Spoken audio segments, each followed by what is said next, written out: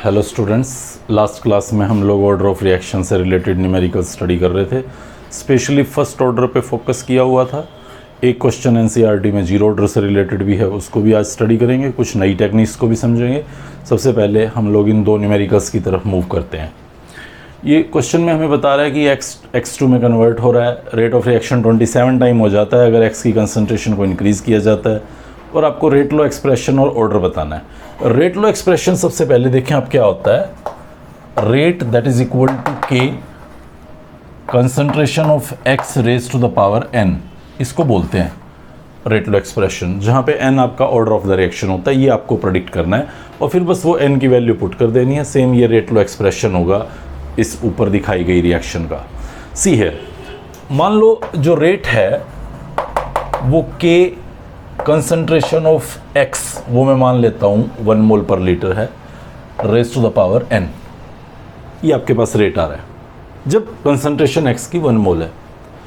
अब अगर x की कंसंट्रेशन को मैं 3 टाइम्स कर देता हूँ जैसा कि मुझे बताया गया, तो वो बता रहा है कि रेट जो है वो 27 टाइम हो जाता है।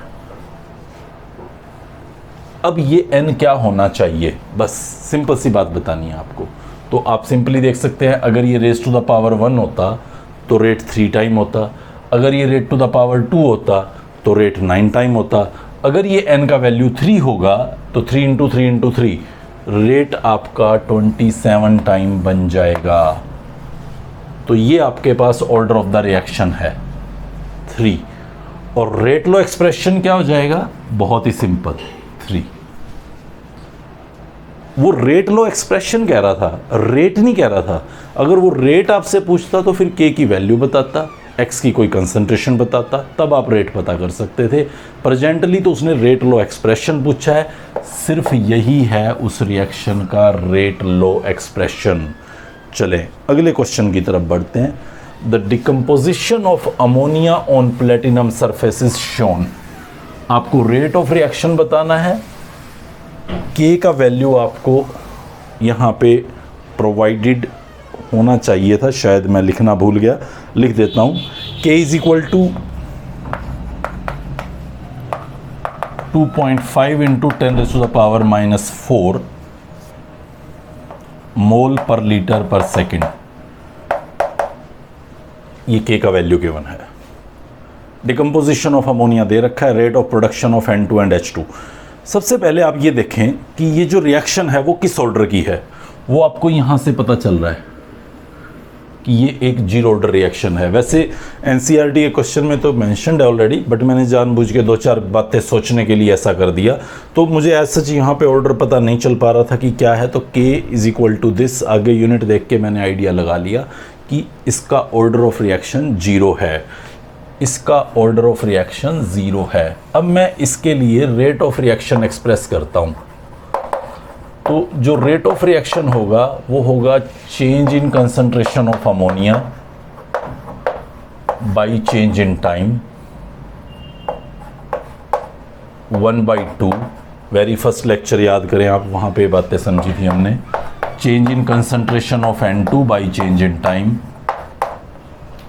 Change in concentration of H2 by change in time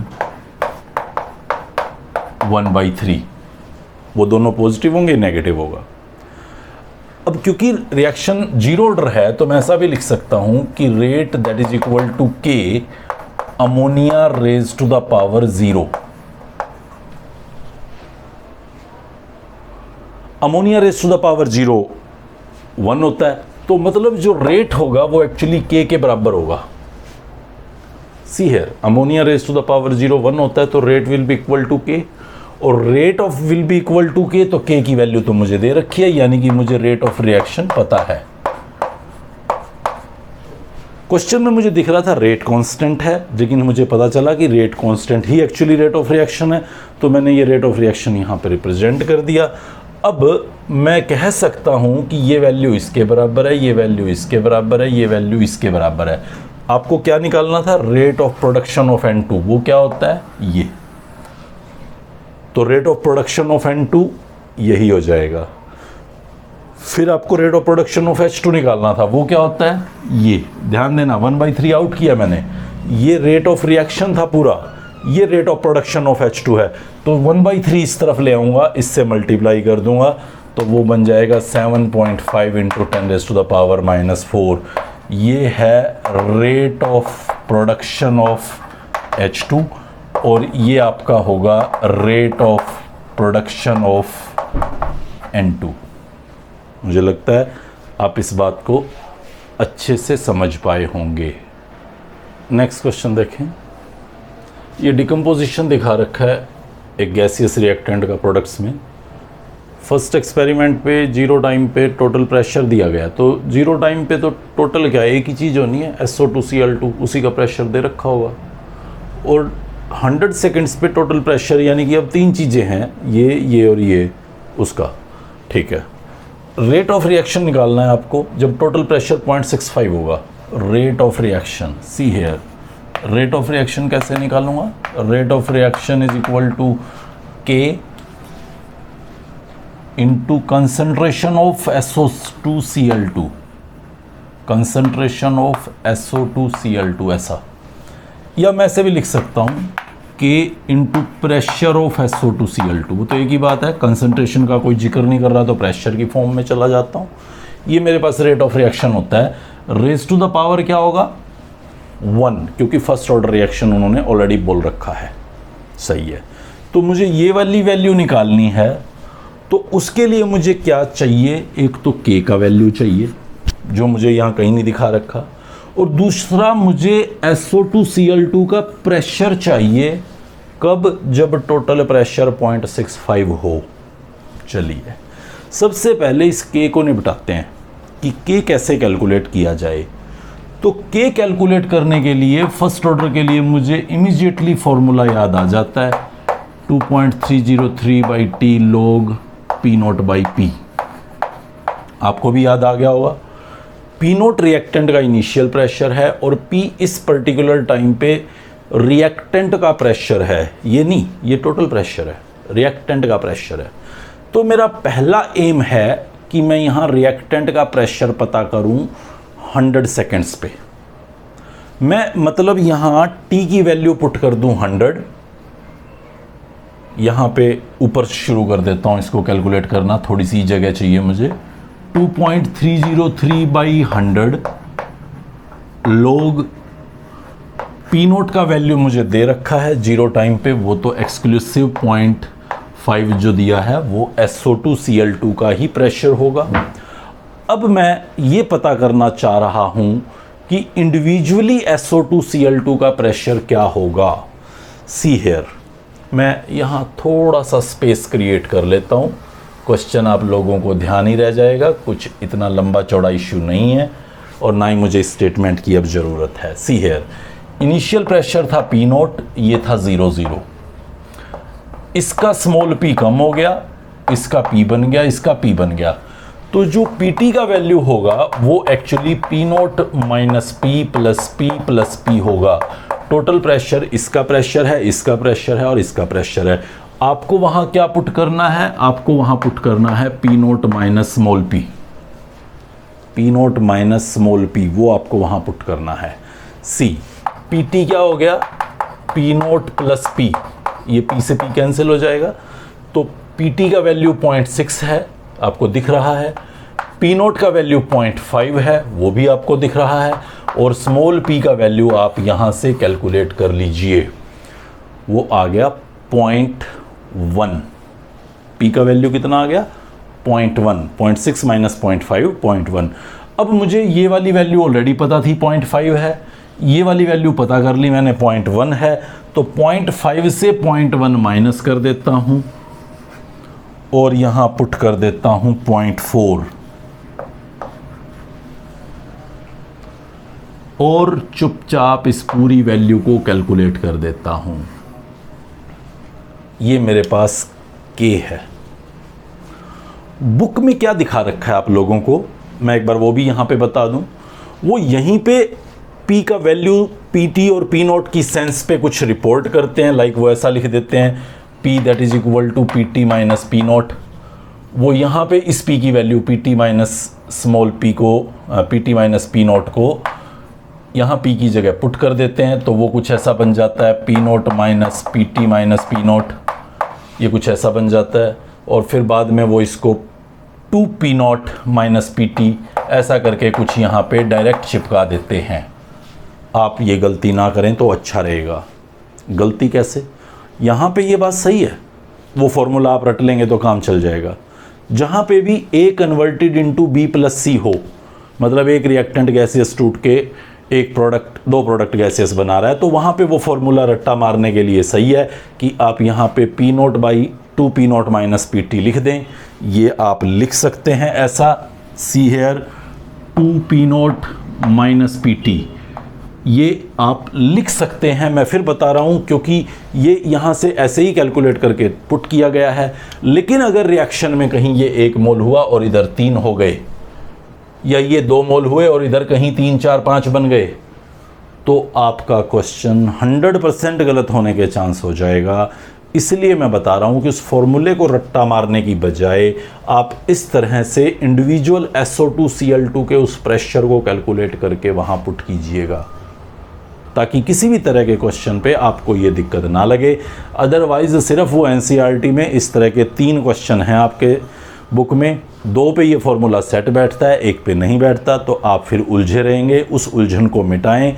आप सीधा याद रखें कि यहाँ मुझे रिएक्टेंट का इस टाइम पे प्रेशर पता करके पुट करना है, और पहले उसका प्रेशर ही पता कर लें, सीधा वहाँ जाके पुट करें। और इस तरह से आप यहाँ पे K की वैल्यू को सोल्व कर लेंगे। मैं हटा देता हूँ इसको। अब मैं सारी बातें यहाँ से रब कर देता हूँ और अपनी अगली स्टोरी पे आता हूँ। यहाँ पे मैंने K की वैल्यू पता कर ली, वो वैल्यू है 2.23। जब उसको सॉल्व करेंगे 2.23 इंटू 10⁻³ पर सेकेंड, ये मेरे पास K की वैल्यू आ गई। जब आप इसको सॉल्व करेंगे तो पूरा सॉल्व करके देख लेना, मतलब ये पता चल गया। अब मुझे क्या पता करना है? अब मुझे पता करना है pressure of SO2Cl2 when total pressure is 0.65। See here, दोबारा से देखते हैं। ये मेरे पास P नोट था, ये 0 था, इसका कुछ कम हुआ, इसका कुछ बन गया। PT का वैल्यू क्या निकला था? P note plus P। ये सारा पुट करके देख लो। टोटल प्रेशर वो बता रहा है 0.65 है, P नोट का वैल्यू आपको ऑलरेडी दे रखा था 0.5 है, तो स्मॉल p का वैल्यू कितना होगा? मुझे लग रहा है ये बहुत ही आसानी से आप कैलकुलेट कर सकते हैं, 0.15 होगा। मुझे तो एक्चुअली यहाँ पे SO2Cl2 का प्रेशर चाहिए, कब? जब टोटल प्रेशर 0.65 हो। तो आप यहाँ पे आ जाइए, P नोट आपका 0.5 है माइनस स्मॉल p आपका 0.15 निकला। कब निकला? जब टोटल प्रेशर 0.65 था। तो यहाँ आपको प्रेशर ऑफ SO2Cl2 पता चल गया, वो 0.35 है, ये जो आपने निकाला है। K की वैल्यू आप ऑलरेडी निकाल चुके हैं, मुझे लग रहा है फिर मुझसे रब होगी। 2 पॉइंट समथिंग इंटू 10⁻³ था, तो आप उसको रिकॉल कर लें और यहाँ पुट करके रेट ऑफ रिएक्शन कैलकुलेट कर दें। ये आपका रेट ऑफ रिएक्शन होगा 2.23 शायद मैंने बोला था, तो 2.23 into 10⁻³ multiplied by 0.35 pressure of SO2Cl2, वो हमारा इस क्वेश्चन में रेट ऑफ रिएक्शन होगा। एक बहुत ही इम्पोर्टेंट क्वेश्चन था इस टोटल प्रेशर से रिलेटेड, 3 इयर्स बैक +2 के एग्ज़ाम में CBSE में पूछा जा चुका है। क्वेश्चन देखें, half life of radio active decay for C14 एक रेडियो एक्टिव स्पीसीज होती है और हाफ लाइफ उसका बता रखा है 5730 year. An old sample of wood contains 80% C14 of living tree, estimate age of wood piece. कुछ बातों को समझें पहले, इस क्वेश्चन को सोल्व करने से पहले। पहली बात, सभी radio active decomposition first order kinetics follow करते हैं। यहाँ इस क्वेश्चन को ध्यान से देखिए, कहीं नहीं लिखा कौन सा है order of the reaction decomposition का।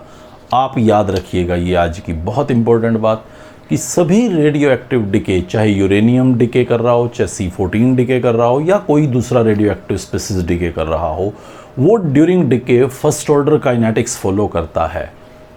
ओके, अब कार्बन के 3 आइसोटोप्स हैं 12, 13, 14। जो कार्बन 14 है वो रेडियो एक्टिव होता है, मतलब वो डिके करता है, और उस डिके के दौरान वो कुछ अल्फा बीटा छोड़ता होगा, छोड़ो उस बात को, वो फर्स्ट ऑर्डर काइनेटिक्स को फॉलो करता है। Age of the old wood piece पता करने की ये बहुत बढ़िया टेक्निक है, लेकिन इसमें हमने ये चीज़ मान ली है कि आज की डेट में कोई प्लांट में कार्बन 14 है परसेंटेज, थाउजेंड्स ईयर्स बैक भी वो परसेंटेज उतना ही रहा होगा। हमें पता है कार्बन का कहीं से भी मैं कोई सोर्स लूँ तो उसमें कार्बन 12, 13, 14 तीनों मिलेंगे, यानी कि एक प्लांट की वुड अगर मैं देखूं तो उसमें कार्बन 12, 13, 14 तीनों वहाँ प्रेजेंट हैं, नेचुरल प्रेजेंस है उनकी, और उनका अपना अपना परसेंटेज भी है। 12 का अपना परसेंटेज है, 13 का अपना परसेंटेज है, 14 का अपना परसेंटेज है, उसमें आप और मैं कुछ नहीं कर सकते। ऐसा हमने मान लिया कि हंड्रेड्स थाउजेंड्स ईयर्स बैक जो कार्बन 14 का परसेंटेज था आज भी वो उतना है। एक फ्रेश ट्री को सोचिए जो आपके घर के बाहर लगा हुआ है, उसमें कार्बन 14 कहाँ से आ रही होगी? जब प्लांट फोटोसिंथेसिस करता है तो CO2 प्लस वाटर का रिएक्शन आप सब ने पढ़ा है, तो वो CO2 एटमॉस्फेयर से लेता है, उस CO2 में भी कार्बन 12, 13, 14 सब होते हैं, तो वो कार्बन 14 उस प्लांट के अंदर हर रोज गुजरा है फोटोसिंथेसिस के दौरान। अब वो पेड़ कट गया, पेड़ डेड हो गया, तो मतलब फोटोसिंथेसिस का फिनोमेना भी रुक गया।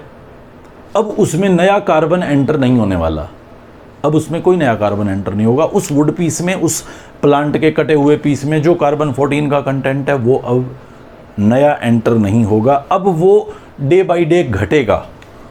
मान लो उसके अंदर 1 kg कार्बन 14 था उस प्लांट के अंदर, तो 5730 ईयर्स में वो ½ kg हो जाएगा। अगले 5730 ईयर में फर्दर हाफ यानी कि 250 ग्राम हो जाएगा।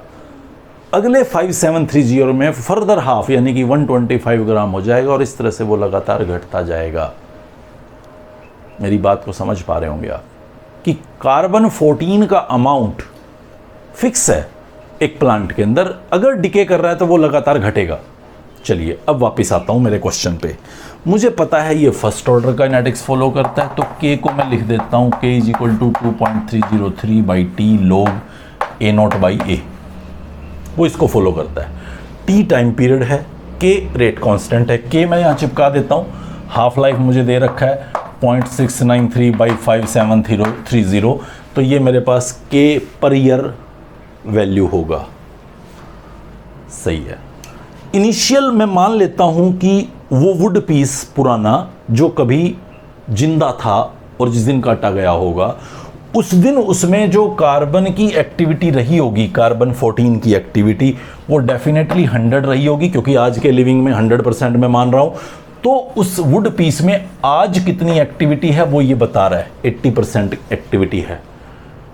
An old sample of wood contains 80% of carbon 14, मतलब उसका 80% कार्बन 14 पड़ा है। अगर लिविंग में आज 100 है तो मतलब पुराने टाइम में उसके अंदर 100 रहा होगा, ये हमने पहले ही बता दिया, मान लिया। 80 आज एक्टिविटी है, K की वैल्यू मैंने कैलकुलेट कर ली। यहाँ से ये T टाइम पीरियड निकाल लूँगा कि कितने टाइम पीरियड में ये 100 से 80 बना है। यही टाइम पीरियड उस वुड पीस का एज है। प्लीज़ रिमेंबर, उस पेड़ का एज नहीं बता रहा। पेड़ जब कट गया आपने उसकी वुड बना ली, अब उस वुड की एज है ये approximate T time period in years. आप इजीली कैलकुलेट कर सकते हैं। इवन जो रॉक्स होती हैं, पुरानी रॉक्स, उन पुरानी रॉक्स की एज भी इसी कुछ टेक्निक से कैलकुलेट की जाती है। वो भी डिके देखा जाता है, रेडियो एक्टिव स्पीसीज उसमें जो प्रेजेंट है उसका डिके फर्स्ट ऑर्डर काइनेटिक्स को फॉलो कर रहा है, तो उसकी कॉम्पोजिशन देख के प्रेजेंट टाइम में उसकी एज कैलकुलेट की जाती है। ये बहुत ही इंपॉर्टेंट टेक्निक है age of the wood piece and age of the rocks पता करने की। नेक्स्ट क्वेश्चन देखिए, बहुत ही इंपॉर्टेंट क्वेश्चन है वो भी, और कई बातें समझा के जाएगा हमें। Sucrose decomposes into glucose and fructose. ये सुक्रोज है आपका C12H22O11, और ये ग्लूकोज और फ्रक्टोज में टूट रहा है। चलो जी टूटने दो। ग्लूकोज फ्रक्टोज दोनों आइसोमर होते हैं, फॉर्मूला सेम होता है, सिर्फ स्ट्रक्चर का फ़र्क होता है उसमें। Which is pseudo first order. Pseudo first order मतलब appears to be first order, real में कोई और ऑर्डर होता होगा बट ये फर्स्ट ऑर्डर बिहेव कर रही है, तो मैं तो फर्स्ट ऑर्डर बिहेव कर रही है तो बढ़िया अपने इस फॉर्मूले पे चला जाता हूँ k is equal to 2.303 by T log A nought by A. चले सही है। हाफ लाइफ दे रखा है 3R, तो k मुझे पता चल गया, ये ले 0.693 बाई 3, ये मेरा टी हाफ से k का कैलकुलेशन हो गया 0.693 बाई टी हाफ, ओके आ गया। अब क्या करना है मुझे, वो बोल रहा है 8 घंटे बाद after 8 hour find the fraction of sucrose left. चलो T8 पुट कर देता हूं। फ्रैक्शन ऑफ सुक्रोज क्या है पहले आप ये समझ लें। फ्रैक्शन ऑफ सुक्रोज क्या है, amount of sucrose, amount of sucrose at that time divided by initial amount of sucrose, ये है फ्रैक्शन।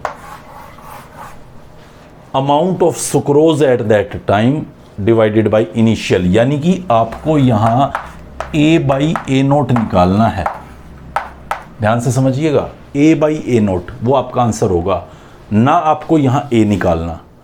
अगर वो कहता व्हाट अमाउंट ऑफ सुक्रोज या what percentage of sucrose left, what percentage of sucrose left, तो आप यहां 100 पुट करते और ए को रिपोर्ट करते, वो ए अमाउंट ऑफ या परसेंटेज ऑफ सुक्रोज लेफ्ट होता।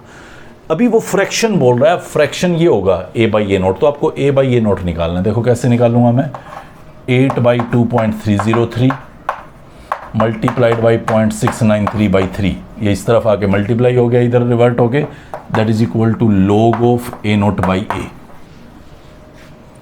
फिर आपको A nought by A calculate करना था, तो आप इस सारी वैल्यू का एंटी लॉग ले लेंगे, ये जो सॉल्व करेंगे तो वो आपके पास ए नोट बाई ए आ जाएगा, उसको रेसिप्रोकल कर दीजिए तो ए बाई ए नोट आ जाएगा, वो फ्रैक्शन होगा सुक्रोज का जो बचेगा। इसी क्वेश्चन में मान लीजिए वो आपको बोल देता है what percentage of sucrose decomposed, तो आप इसको कैसे करेंगे, see k that is equal to 2.303 by T log initial concentration A मान लीजिए, ये ए माइनस एक्स, ये मैंने आप लोगों को ऑलरेडी बताया था, ए नोट बाई ए को ए बाई ए माइनस एक्स भी लिख सकते हो। अब वो आपसे क्या डिमांड कर रहा है, अब वो आपसे डिमांड कर रहा है इस एक्स की कि कितने परसेंट वो रिएक्ट कर गया। ए आपको 100 लेना है, अब एक्स की वैल्यू सोल्व करनी, करना वैसे ही है, के की वैल्यू आपको पता है, इस सारे को इधर ले आए, एंटी लॉग लें, सोल्व करें और एक्स की वैल्यू निकालें। तो क्वेश्चन को ध्यान से पढ़ लीजिएगा कि वो फ्रैक्शन ऑफ सुक्रोज पूछता है या वो परसेंटेज ऑफ सुक्रोज लेफ्ट पूछता है या वो परसेंटेज ऑफ सुक्रोज डिकम्पोज्ड पूछता है। ऑर्डर पता करने का एक और टेक्निक, तीसरा टेक्निक ये मैं आपको समझा रहा हूँ, हाफ लाइफ मेथड, जो किस तरह से हमें ऑर्डर के बारे में बताएगा। इसी है, ये आपको रिलेशनशिप मैंने पीछे भी बताया था कि टी हाफ इस तरह से ऑर्डर से रिलेटेड रहता है। अगर सपोज किसी भी रिएक्शन में हाफ लाइफ इनिशियल कंसंट्रेशन पर डिपेंड ही नहीं करती, मतलब आप स्टार्टिंग पे रिएक्टेंट की कंसंट्रेशन कुछ भी ले लें, हाफ लाइफ आपका सेम आता है, तो डेफिनेटली वो ऑर्डर फर्स्ट ही होगा और किसी ऑर्डर में ऐसा नहीं होगा। बाकी सभी ऑर्डर्स ऑफ रिएक्शन में, उस रिएक्शन के अंदर रिएक्टेंट की कंसंट्रेशन बदले जाने पे पक्का हाफ लाइफ बदलेगी। सिर्फ फर्स्ट ऑर्डर काइनेटिक्स में ऐसा नहीं होगा, यानी कि सभी रेडियोएक्टिव डिके अगर मैं देखूं, लाइक सपोज मैं यूरेनियम का डिके देख रहा हूं, मैं 1 माइक्रोग्राम लूं या 10 माइक्रोग्राम लूं या 10 ग्राम लूं, उसको अपनी उस ओरिजिनल अमाउंट से हाफ होने में सेम टाइम ही लगेगा। हाफ लाइफ कभी भी इनिशियल कंसंट्रेशन ऑफ रिएक्टेंट पे डिपेंड नहीं करती, ये सिर्फ फर्स्ट ऑर्डर में होता है, बाकी किसी ऑर्डर में नहीं होता।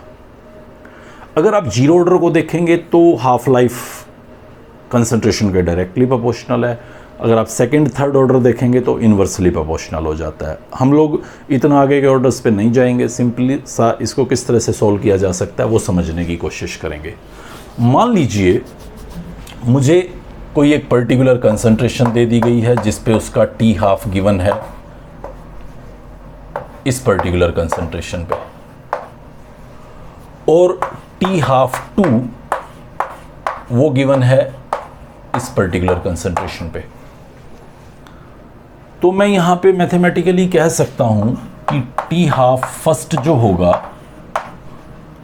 वो डायरेक्टली प्रोपोर्शनल होगा A nought first raise to the power n-1 के, और टी हाफ सेकंड जो होगा वो डायरेक्टली प्रोपोर्शनल होगा 1/a0 raise to the power, ये सेकंड जो कंसंट्रेशन होगी, raise to the power n-1 के।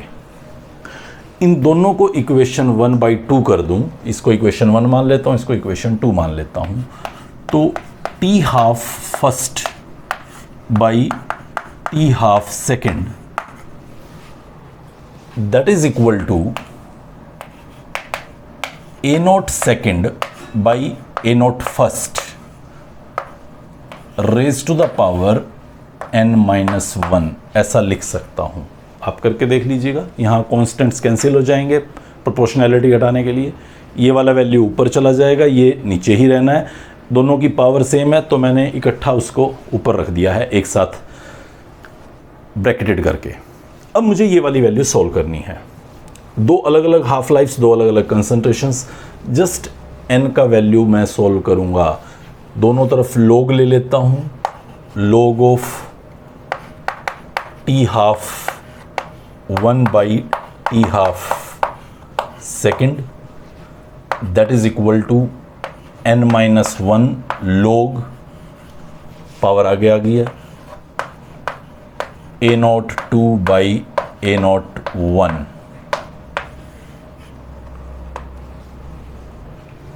ये मेरे पास सिंपल सा फॉर्मूला बनेगा जिसको सॉल्व करके मैं n कैलकुलेट कर सकता हूँ। फर्दर सिंप्लीफाई करते हैं, एक काम करता हूँ, यहाँ इस तरफ मैं थोड़ा स्पेस क्रिएट कर लेता हूँ, इसको देखें, इसको ऐसे लिख देता हूँ, log of T half first minus log of a/b, log a minus log b होता है, log of T half second this is equal to n-1। इसको फिर सिंपल कर लेता हूं, log of a0 second minus log of a0 first, n-1 इधर ही रखता हूं, इस सारे को इस तरफ ले आता हूं, log of T half 1 minus log of T half 2 divided by log of a0 2 minus log of a0 1। ये बहुत ही आसान सा लग रहा है। इस 1 को भी वहाँ क्यों छोड़ा, खाली n को ही ले लेता हूँ, ऑर्डर ये इधर आके प्लस हो जाएगा। तो ये लीजिए, ये आपके पास order of the reaction calculate करने का तरीका है। अगर आप चाहें तो सिर्फ इस फॉर्मूले को याद रखें, इस हाफ लाइफ पे ये कंसंट्रेशन थी, इस हाफ लाइफ पे ये कंसंट्रेशन है, सिंपल सा एक फॉर्मूला है, log वैल्यूज देखनी है और n को सॉल्व कर देना है। ये बहुत ही आसान हाफ लाइफ मेथड है, याद रखिएगा। फर्स्ट ऑर्डर के लिए कुछ नहीं करना, फर्स्ट ऑर्डर मतलब हाफ लाइफ बदलेगा नहीं, कोई और ऑर्डर मतलब इस फॉर्मूले की शरण में जाके हम क्वेश्चन सॉल्व करेंगे। क्वेश्चन पे नज़र डालें, हाफ लाइफ 50 मिनट्स बताई है किसी एक कंसंट्रेशन पे, कंसंट्रेशन नहीं बोला, किसी एक कंसंट्रेशन पे। कंसंट्रेशन बता रहा है इनिशियल की हाफ होगी है, तो हाफ लाइफ 25 होगी है। सो बहुत इजी था ये, तो हाफ लाइफ 25 हो गया है, तो इसका मतलब फर्स्ट ऑर्डर तो है नहीं, स्पष्ट सी बात है। मैं रिलेशन देख रहा हूँ T half first by T half second, कुछ ऐसा मैंने बोला था, this is equal to a0 second by a0 first raised to the power n minus 1. See here, first T half कितना था 50 और सेकंड 25. 50 पे जो एक पर्टिकुलर कंसंट्रेशन थी, लेट मी कॉल ए या एक्स कुछ भी मान लो, तो 25 पे वो कंसंट्रेशन कितनी होगी थी a/2. So raise to the power n minus 1 ये था. अब 2/1 that is equal to 1/2 raise to the power n minus 1, या मैं इसको ऐसे भी लिख सकता हूं, इसको एक काम करता हूं, लॉग लेने की कोई जरूरत नहीं है, वैसे ही हो जाएगा सच. ये क्या करता हूं, इसको रिवर्ट कर देता हूं, तो ये पावर n minus 1 की बजाय 1 minus n हो जाएगी. ये 2 raise to the power x, base same है तो पावर्स इक्वल होंगी, यानी 1 minus n that is equal to 2 raise to the power 1. Yes ये है, तो 1 minus n that is equal to 1. अब यहाँ से n की वैल्यू सॉल्व कर लूँगा तो वो n की वैल्यू मेरे पास आ रही है 0, यानी कि ये रिएक्शन जो होगा वो 0 ऑर्डर रिएक्शन होगा. वैसे भी आप रिकॉल करें अगर, तो हम लोगों ने पीछे पढ़ा था कि टी हाफ जो होता है वो a0/2 के होता है 0 ऑर्डर के लिए, यानी कि टी हाफ कंसंट्रेशन के डायरेक्टली प्रोपोर्शनल होता है. आप देखिएगा जैसे जैसे आप कंसंट्रेशन बढ़ाएंगे टी हाफ बढ़ेगा. फर्स्ट सिचुएशन में कंसंट्रेशन डबल थी तो टी हाफ भी डबल था, और किसी भी ऑर्डर में ऐसा नहीं होता. सेकंड, थर्ड, फोर्थ सब में कंसंट्रेशन आप बढ़ाएंगे तो टी हाफ घटेगा, सिर्फ 0 ऑर्डर में ऐसा होता है. तो बिना सोल्व किए भी मैं यहाँ पे इजीली आपको ये बात बता सकता था, और आप भी इजीली इसका पता कर सकते थे कि किस तरह से हम ऑर्डर कैलकुलेट कर सकते हैं. बट अगर कोई ऑर्डर फ्रैक्शन में हो या 2, 3, 4 हो तो आप बेटर पीछे जो फॉर्मूला मैंने लिखवाया है आपको उसको याद रखें. हालांकि एनसीईआरटी में ज़्यादा क्वेश्चंस नहीं हैं, बट कॉम्पिटिटिव लुक पे अगर आप तैयारी कर रहे हो तो आप उस फॉर्मूले को याद रख के काम चला सकते हैं. अदरवाइज सिंपली याद रखिएगा कि फर्स्ट ऑर्डर काइनेटिक्स पे टी हाफ और कंसंट्रेशन में कोई गड़बड़ नहीं होती, बाकी सब में होती है. अच्छे से इसको पढ़िए. अगले टॉपिक में हम नेक्स्ट टेक्निक समझेंगे ऑर्डर ऑफ रिएक्शन पता करने की, काफ़ी इंपॉर्टेंट है वो भी, initial rate method. Good bye.